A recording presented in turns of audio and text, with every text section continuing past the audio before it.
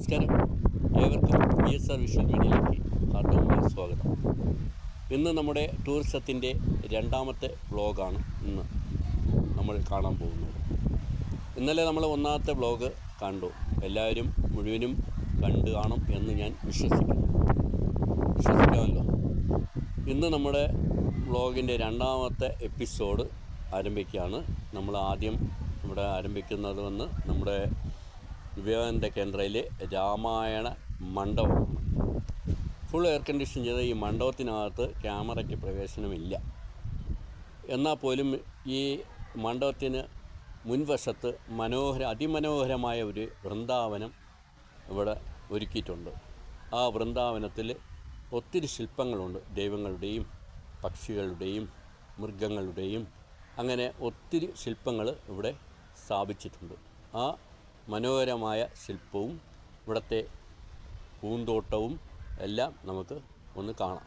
Okay, അതിനുശേഷം നമുക്ക് വിവേകാനന്ദ കേന്ദ്രയിലെ മറ്റ് വിവിധ ഭാഗങ്ങൾ സന്ദർശിക്കാം.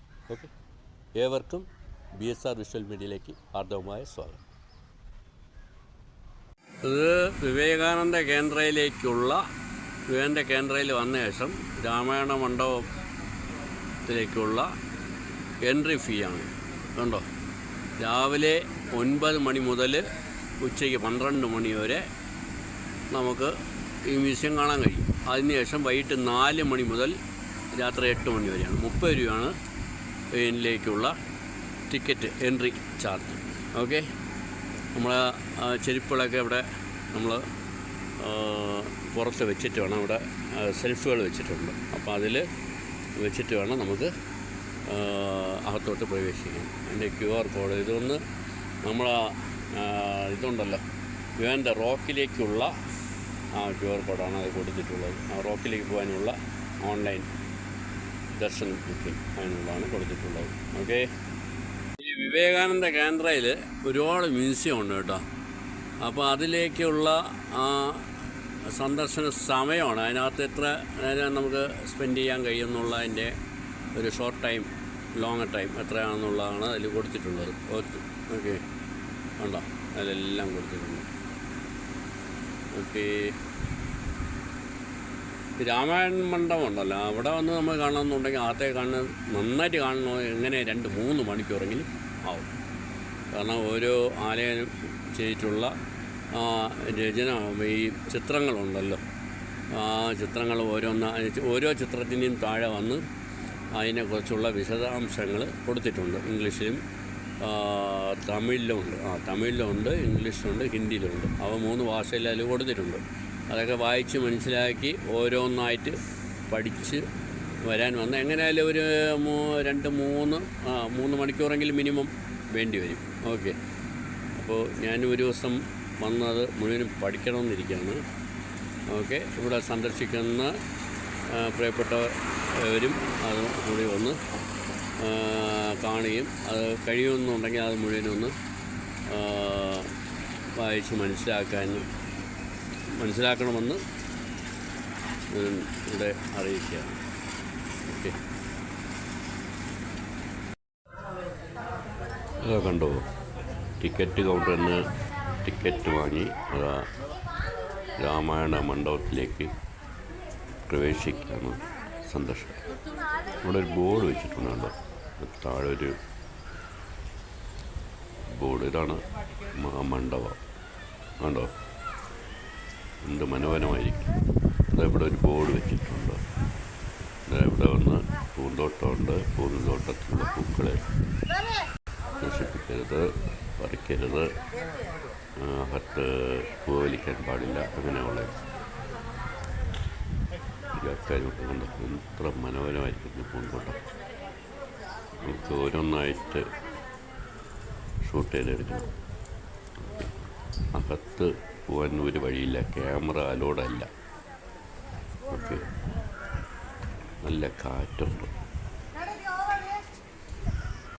നല്ല പച്ചപ്പിൽ നമ്മളെ ശ്രീകൃഷ്ണ ഭഗവാൻ കണ്ടോ, ഓടക്കുഴലും കാമധേനുമായിട്ട് നിൽക്കുന്നു. കണ്ടോ, ഓടക്കുഴൽ ഊതിക്കൊണ്ട് കാമധേനുമായിട്ട് നിൽക്കുന്ന ശ്രീകൃഷ്ണൻ്റെ മനോഹരമായ പ്രതിമ കണ്ടോ. അപ്പോൾ നമ്മുടെ രാമായണ മണ്ഡപത്തിന് മധ്യഭാഗത്തായിട്ടാണ് മുൻവശത്തായിട്ടാണ് ഇത് സ്ഥാപിച്ചിട്ടുള്ളത്. നല്ല മനോഹരമായ വൃന്ദാവനം. ആ വൃന്ദാവനത്തിലാണ് നമ്മളെ ശ്രീകൃഷ്ണ ഭഗവാൻ നിൽക്കുന്നത്. കണ്ടോ? അതുപോലെ ഇനി ഒത്തിരി ശില്പങ്ങളുണ്ട്. ഗാർഡൻ കണ്ടോ? ആ മുൻവശത്തുള്ള ഗാർഡൻ ഇങ്ങനെ കാണിക്കുകയാണ് കേട്ടോ. ഞാൻ പതുക്കെ ഇങ്ങനെ കാണിക്കുകയാണ്. അതിമനോഹരമായ ഗാർഡനാണ്. ഇവിടെ ഒരു മലയാളികൾ പോലും കാണാനില്ല. ടൂറിസ്റ്റുകൾ മിക്കവാറുമുള്ള മലയാളി നമ്മുടെ നാട്ടിലുള്ളവരൊക്കെ വന്ന് കന്യാകുമാരി ബോട്ട് ജെട്ടി നേരെ കയറി നേരെ വേണ്ട റോക്കും നോക്കി തിരുവള്ളൂർ റോക്കും മുന്നും കടൽപ്പാലം ഒക്കെ കണ്ട് പിന്നെ ത്രിവേണി സംഗമവും കന്യാകുമാരി ദേവീക്ഷേത്രവും കണ്ട് സൺസെറ്റും കണ്ട് അങ്ങ് മടങ്ങുമായിരിക്കും. അവർക്ക് ഇങ്ങനെയുള്ള ഒരു വിവേകാനന്ദ കേന്ദ്രം ഉള്ളതോ വിവേകാനന്ദ കേന്ദ്രയിൽ ഇങ്ങനെയൊക്കെ ഉള്ള സംവിധാനങ്ങളുള്ള കാര്യങ്ങളൊന്നും അറിയില്ലായിരിക്കാം. അവർക്കെല്ലാവർക്കും കൂടിയാണ്, എല്ലാവർക്കും വേണ്ടിയാണ് ഈ വ്ളോഗ് ഞാൻ ചെയ്യുന്നത് കേട്ടോ. ഇനിയെങ്കിലും കന്യാകുമാരിയിലേക്ക് വരുമ്പോൾ ഇവിടം സന്ദർശിക്കാൻ മറന്നു പോകരുത്. ഓക്കെ.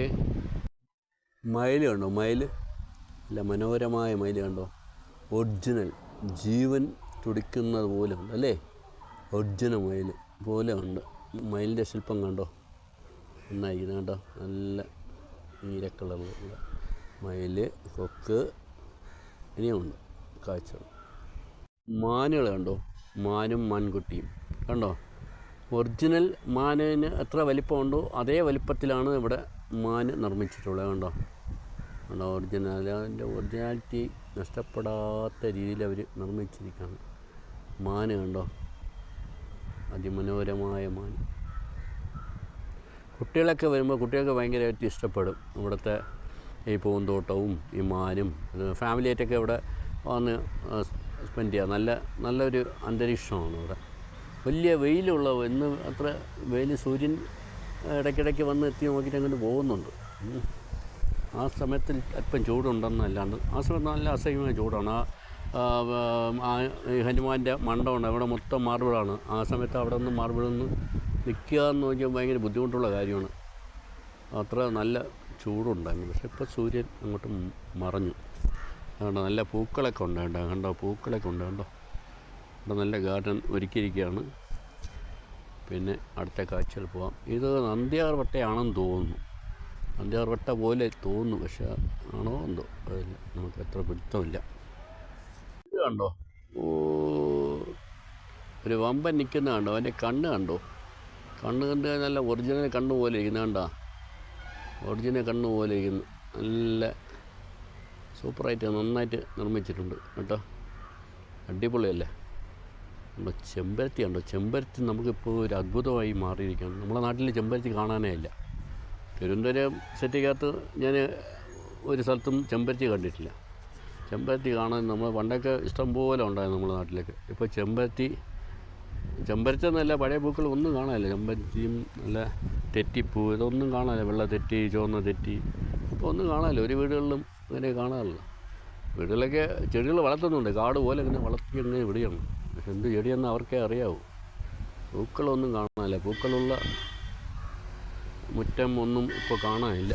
ഇതാണ്ടോ നല്ല ഗാർഡൻ, നല്ല മനോഹരമായിരുന്നു. പണ്ട് മൈസൂർ വൃന്ദാവനം ഉണ്ടായിരുന്നു. മൈസൂരിലേക്ക് പണ്ട് പോയ സമയത്ത് മൈസൂർ വൃന്ദാവനം കണ്ടായിരുന്നു. അതിനുശേഷം എത്ര വർഷങ്ങൾക്ക് ശേഷം അതുപോലെ മനോഹരമായ വൃന്ദാവനം വിവേകാനന്ദ കേന്ദ്രയിലാണ് ഞാൻ ഇപ്പോൾ കാണുന്നത്.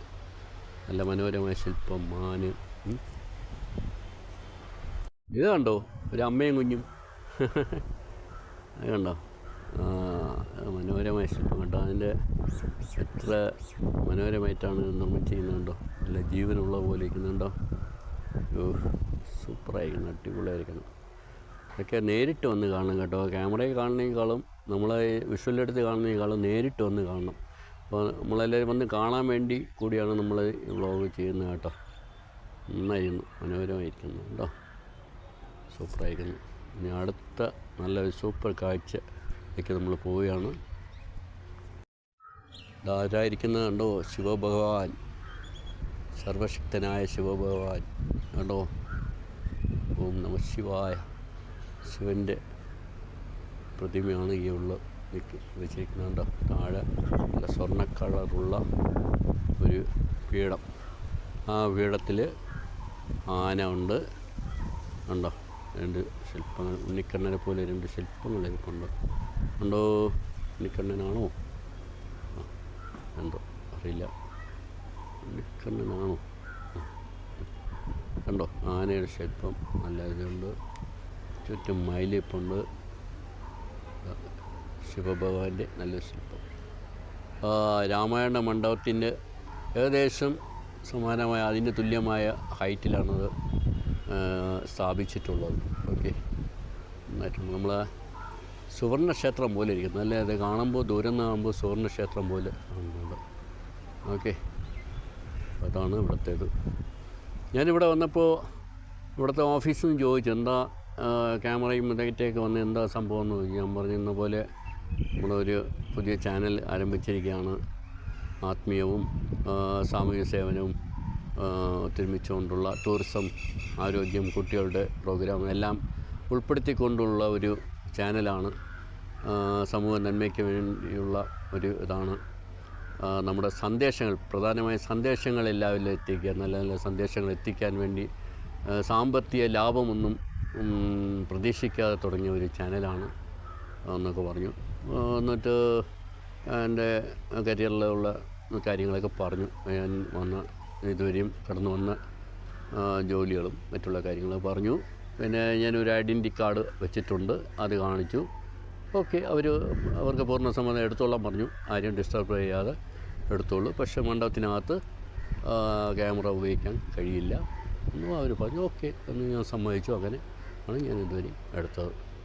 ഓക്കെ, നമുക്ക് നമ്മുടെ വിവേകാനന്ദയിലെ മറ്റ് ദൃശ്യങ്ങളിലേക്ക്, ഇവിടുത്തെ ദൃശ്യം കഴിഞ്ഞു, ഏകദേശം രാമായണ മണ്ഡപത്തിലുള്ള ദൃശ്യം കഴിഞ്ഞു. ഇനി മറ്റ് ദൃശ്യങ്ങളിലേക്ക് നമ്മൾ കടക്കാൻ പോവുകയാണ്. ഓക്കെ, എല്ലാവർക്കും ഇഷ്ടപ്പെടുന്നുണ്ട് എന്നാണ് ഞാൻ വിശ്വസിക്കുന്നത്. യൂട്യൂബ് ചാനൽ ഇത് ഞാൻ ആദ്യമായിട്ടാണ്, ഇപ്പോൾ തുടക്കത്തിലാണ് ഉള്ളത്, ആരംഭഘട്ടമാണ്. എന്തെങ്കിലും പോരായ്മകൾ ഉണ്ടെങ്കിൽ അത് ചൂണ്ടിക്കാണിക്കുക, ഞാൻ പരമാവധി അത് നന്നാക്കാൻ ശ്രമിക്കും. എല്ലാവരും ഇവിടെയും പൂർണ്ണ സഹകരണം ഞാൻ പ്രതീക്ഷിച്ചുകൊള്ളുന്നു. എല്ലാവരും സബ്സ്ക്രൈബ് ചെയ്യുക. നിങ്ങൾക്ക് എന്ത് കമൻ്റ് എന്തുണ്ടെങ്കിലും അത് പോസിറ്റീവായിട്ടും നെഗറ്റീവായിട്ടും എന്തായാലും ആയിക്കോട്ടെ, അതെന്തെങ്കിലും ഒരു കമൻറ്റ് അതിൽ കൊടുക്കുക.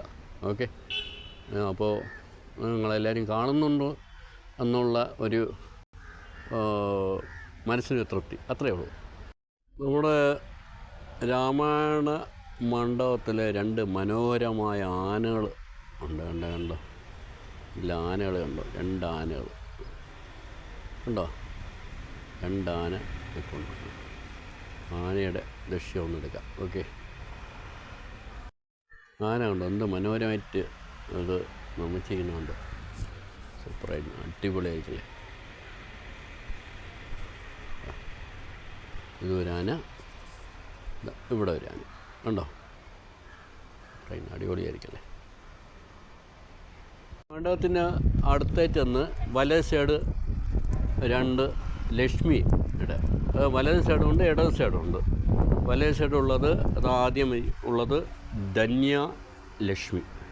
ധന്യലക്ഷ്മിയുടെ ഒരു പ്രതിമ. അത് കഴിഞ്ഞാൽ ഗജലക്ഷ്മി കണ്ടോ, ഗജലക്ഷ്മിയുടെ ഒരു പ്രതിമ, ഗജലക്ഷ്മി. ഓക്കെ, അടുത്തത് മണ്ഡപത്തിൻ്റെ ഇടത് സൈഡുള്ള ലക്ഷ്മി 2 പേര്, അവർ ആരൊക്കെയാണെന്ന് നമുക്ക് നോക്കാം. ഇത് മണ്ഡപത്തിൻ്റെ ഇടത്തെ സൈഡുള്ളതാണ്.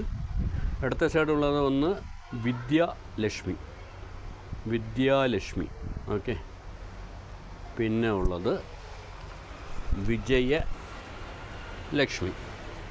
വിജയലക്ഷ്മി. ഓക്കെ, അപ്പം മണ്ഡപത്തിൻ്റെ ഇരുഭാഗത്തും ലക്ഷ്മിയുടെ ഓരോ അവതാരങ്ങൾ അവർ ഇവിടെ സ്ഥാപിച്ചിരിക്കുകയാണ്.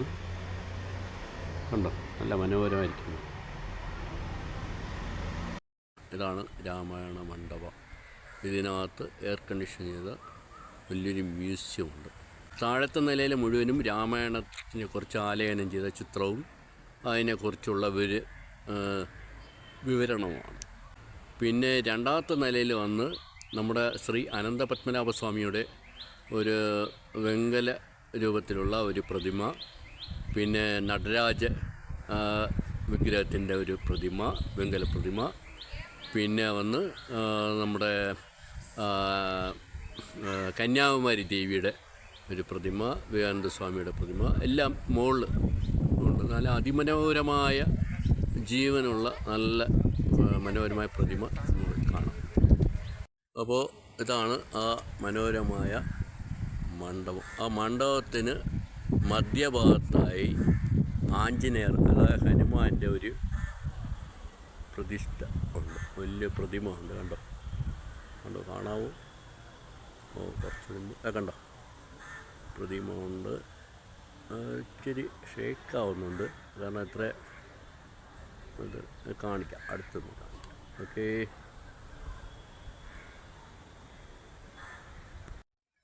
കണ്ടോ അതാ പ്രതിമ.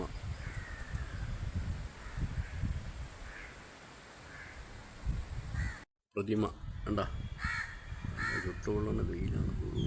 വേണ്ട, ഇതാണ് ഹനുമാൻജിയുടെ പ്രതിമ. കണ്ടോ വലിയ പ്രതിമ, വലിയ ഹൈറ്റാണ്. കണ്ടോ വലിയൊരു ഹൈറ്റാണ്, നല്ല ഹൈറ്റാണ്. ഓക്കെ, ഇത് സ്ഥാപിച്ചിരിക്കുന്നതെന്ന് പ്രഭാകർ റെഡ്ഡി, ശ്രീ രമി റെഡ്ഡി, AP, നെല്ലൂരിലുള്ള ഭക്തർ 2 പേരാണ് ഇത് സമർപ്പിച്ചിട്ടുള്ളത്. ഇതുണ്ടോ ശ്രീരാമൻ്റെ ശില, എന്ത് മനോഹരമായിരിക്കുന്നുണ്ട്. ആ മുഖത്ത് തേജസ് ഉണ്ടോ, എന്തൊരു സൗന്ദര്യം ഉണ്ടോ.